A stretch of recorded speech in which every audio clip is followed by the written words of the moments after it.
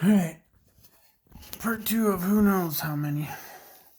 So, I feel that having just let go of that, also, I was working with the frequencies of the desert, being okay with less. There's been a lot of intermittent fasting and practicing letting go of certain things, certain habits through the last year, and especially over the last few months, a lot pretty much wherever I have traditionally been fulfilled externally. The external is not fulfilling what it once was. Um, and through that, I had to go into that, even go into leaning into that, wanting to feed myself externally and seeing that it just no longer hits the same. And learning that I need to find what I look for out there within here. And um,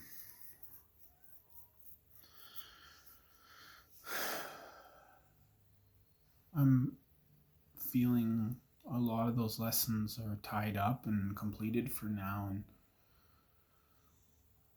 everything always returns to see where we are with it as we change. And it's, the circle of life and the spiral of evolution and whatnot. But um, I also got, and I kind of wish I had it on right now, but another stone. I might actually have it on me right now. I think. To see, there was a triangle, and that's the thing about this is it's meant. There's a spot in the mountains, there's a spot in the Badlands, and there's a lake up here that I haven't yet connected with, and I've actually forgotten what it is. It's like Birch Lake or Beach Lake or something like that, or I could be completely off. Hawk Lake, maybe. I think maybe it might be something like that.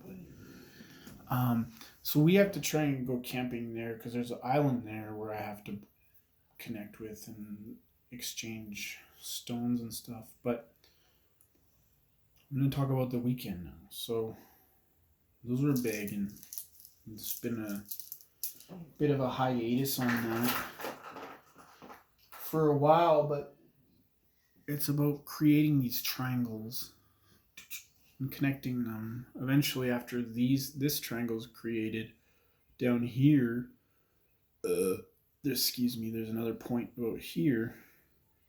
Will become another triangle that will become a diamond, and from there, who knows what's going to happen? I don't really know. I feel like there might be someone involved with the one down here. It's in the States. Um, Flathead Flathead Reserve. There's a lake in the mountains there where eventually we'll need to go. But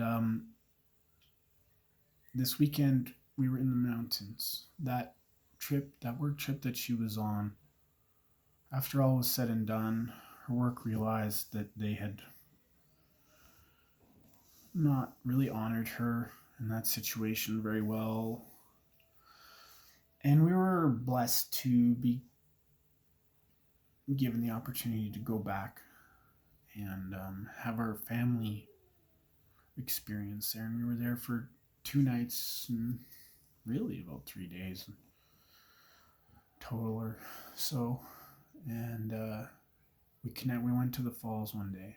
We went to those falls, and I brought those stones with me. And the triangle one is meant as for the process, and I'm sure that there's going to be some sort of coding gone into that, both already happening, but physically coding into it through carving in the stone. But that desert lizard stone now,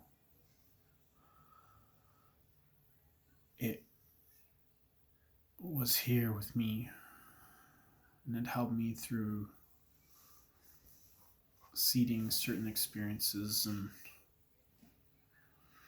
whatnot. And now done with it, it was to go to. I didn't know this, but when I got to the falls, it was to stay there. It stayed there, and I found where I put that stone. I found another rock, little rock. It was so cute. It was like almost egg shaped. It was almost egg shaped, maybe seed shaped, we could say. And from this rock was moss growing right directly on the rock. This little pebble, like that big. And I carried that with me, and like I was like, it's not ready to come with me. But I found a certain spot for it further up the waterfall, and it was to stay there. And I was given by the universe. I was given a tiger's eye beaded bracelet that was pretty much my go-to for a long time, and I took that off and I put that in there around that stone. And it was one day that stone will be for me, I believe. But I believe the tiger's eye is meant to stay there forever. So there was also lots of and I'm not entirely sure what there's lots of fabric tied around trees in different colors, lots of red and orange, so perhaps that's about a lot about like honoring the men and women of this land, and the children that have been hard done by, and honoring that. There's lots of colors too, and in the distance there is a part where there was like a rainbow. There was lots of colors around this one tree, and I just knew that I was to walk there, but I was to take my shoes off at the stream, at the falls, and to walk there barefoot by myself as the family was going down and it was raining. And I walked there, and I can't explain it, but I ended up tearing part of my clothes off and tying it around a tree blue, one of the colors that wasn't there much. And the blue ray is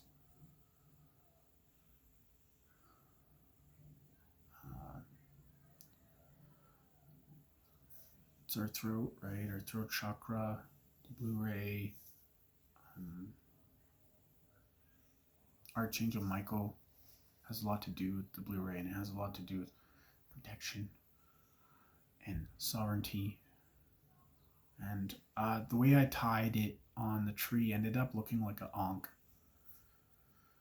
And I needed something to hold the circular part up, and believe it or not, I look around for something like anything, and I see a cross that's half fallen apart, and I go over and look at it. There's nothing of it that I can really use, but it's like a family, all these family names.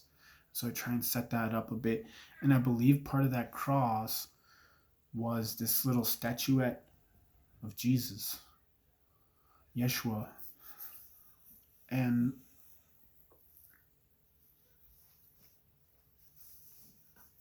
it worked perfectly to hold up the ankh, and perfectly because it was hung upside down, hanged man off the sun. Christed one here,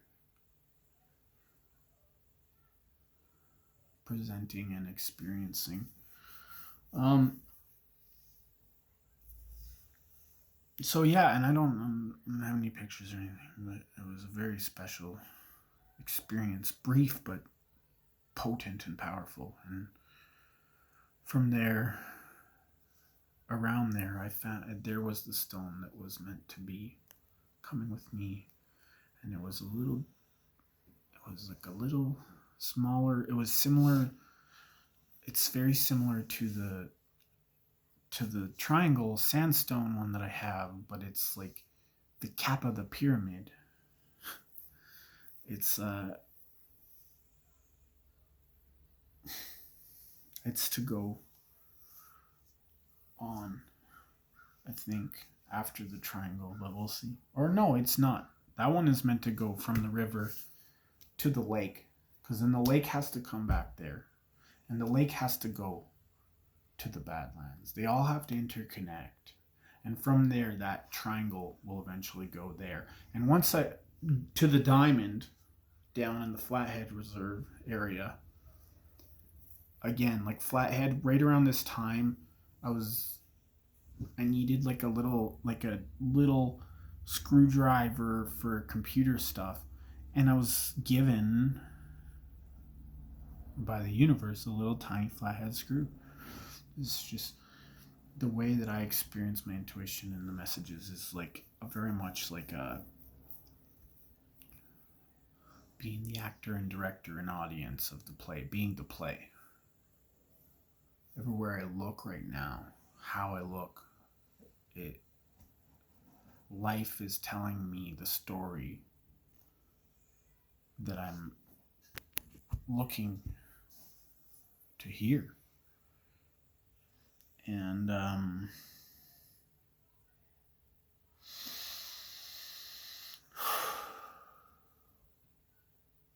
so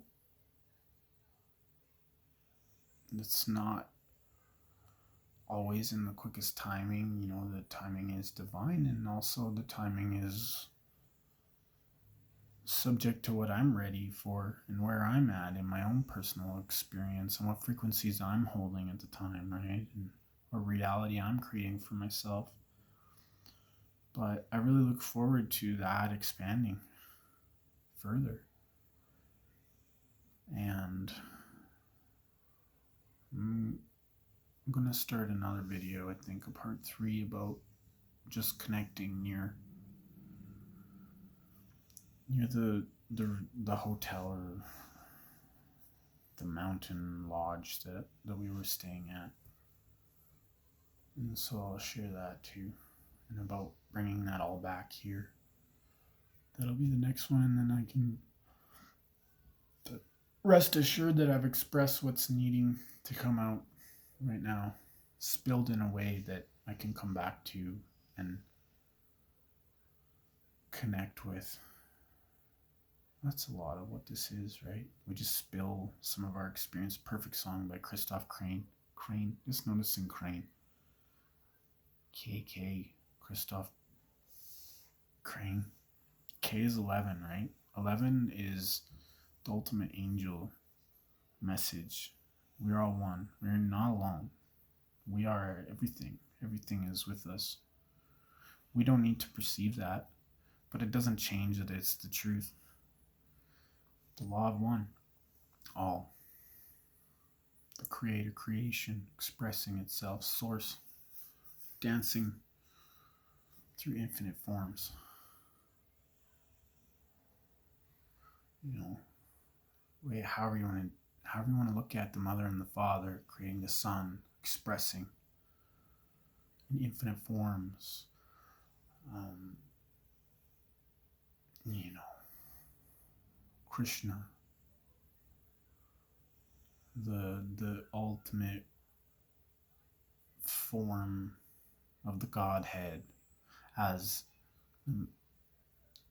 feminine, masculine, Shiva and Shakti in their eternal dance